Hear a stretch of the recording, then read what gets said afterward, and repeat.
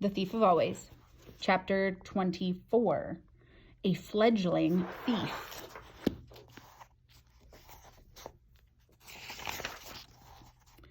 He was not alone for long. Mrs. Griffin and Stew Cat had no sooner vanished from sight than Harvey heard a voice calling his name. The air was still thick with dust, and he had to look hard for the speaker, but after a little time he found her, stumbling toward him. "Lulu?" "Who else?" she said with a little laugh. The lake's dark water still soaked her from head to foot, but as it ran from her body and into the ground, the last traces of her silver scales went with it. When she opened her arms to him, they were human arms. "You're free," he said, running to her and hugging her hard. "I can't believe you're free." "We're all free," she said, and glanced back toward the lake. An extraordinary sight met his eyes. A procession of laughing children coming toward him through the mist. Those closest to him were all but returned to their human shape, those behind them still shaking off their fishiness step by step. "We should all get out of here," Harvey said, looking toward the wall. "I don't think we'll have any trouble getting through the mist now." One of the children behind Lulu had spotted a box of clothes in the rubble of the house and announced his find to the rest, stumbled through the debris to find something to wear. Lulu left Harvey's side to join the search, but not before she'd planted a kiss on his cheek. "Don't expect one from me," said a voice out of the dust, and Wendell stepped into view, beaming from ear to ear. "What did you do, Harvey?" he wanted to know as he surveyed the chaos. "Pull the place down brick by brick?"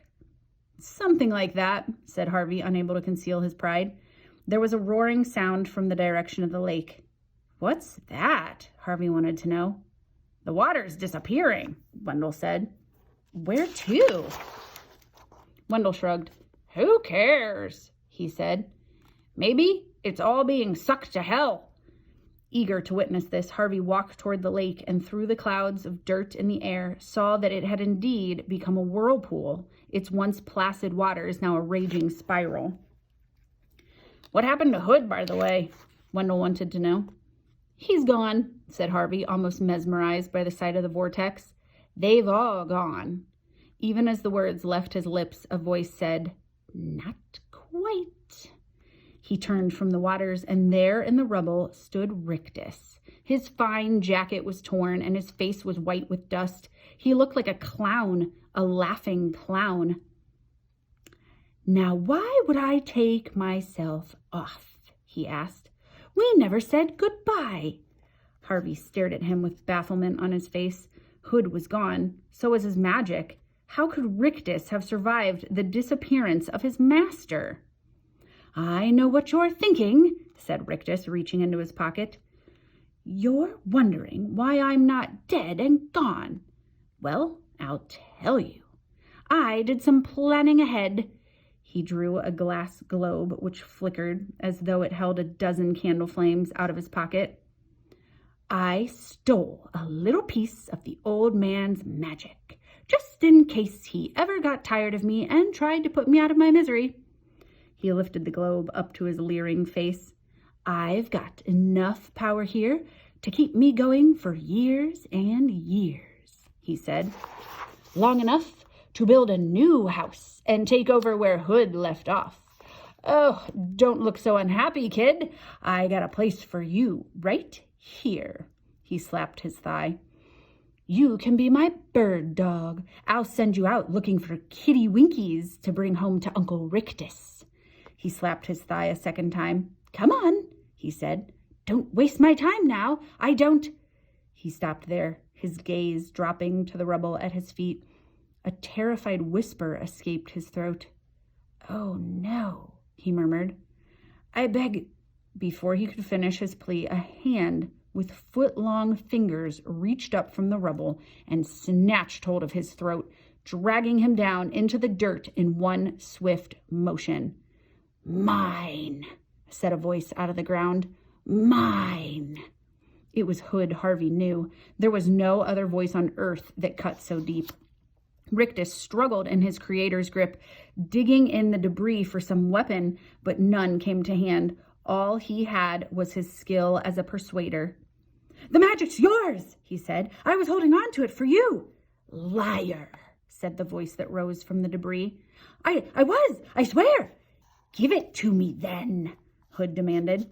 Where shall I put it? Rictus asked, his voice a strangled croak.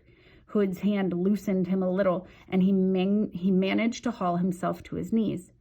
Right here, Hood said, hanging onto Rictus's collar by his littlest digit, while his forefinger pointed down toward the rubble. Pour it into the ground. But into the ground. Rictus pressed the globe between his palms, and it shattered like a sphere of spun sugar, its bright contents running out between his palms and into the ground in front of him. There was a moment of silence, then a tremor ran through the rubble. Hood's finger let its captive slip, and Rictus hurriedly got to his feet. He had no chance to make an escape, however. Pieces of timber and stone instantly moved over the heaps of rubble toward the spot where he'd poured the magic. Several lifted high into the air. All Rictus could do was cover his head as the hail increased. Harvey was clear of this flying debris and might well have made a retreat in these few moments, but he was wiser than that. If he fled now, he knew his business with Hood would never be finished. It would be like a nightmare he could never quite shake from his head. Whatever happened next, however terrible, it would be better to see it and understand it than to turn his back and have his mind haunt him with imaginings to his dying day. He didn't have to wait long for Hood's next move. The hand holding Rictus's neck suddenly let him go, and in a flash was gone from sight. The following moment, the ground gaped and a form appeared, hunched over as it climbed out of its tomb in the rubble. Rictus let out a cry of horror, but it was short. Before he could retreat one step, the figure reached for him and turned to face Harvey, held his traitorous servant high. Here at last was the evil that had built the holiday house, shaped more or less as a man. He was not made of flesh, blood, and bone, however. He had used the magic Rictus had unwillingly provided to create another body. In the high times of his evil, Hood had been the house. Now it was the other way around. The house, what was left of it, had become Mr. Hood.